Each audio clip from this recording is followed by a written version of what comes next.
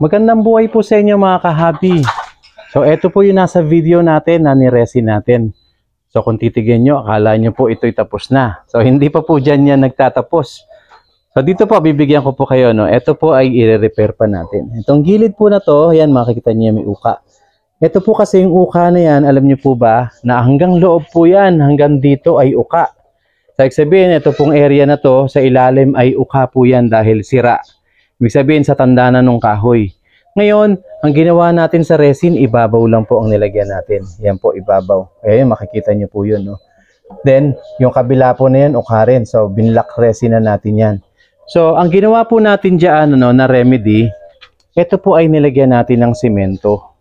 So, sabihin, sinimento ko po yung loob niya para kahit papaano po makatipid tayo ng malaki sa resin.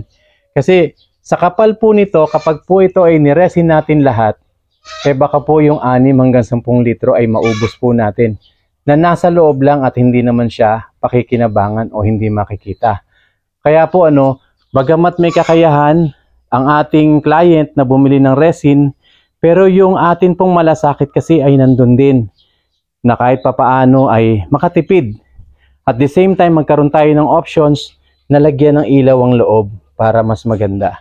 So, hoping mga kahabi, nakita niyo yung remedy ginawa natin. Salamat po.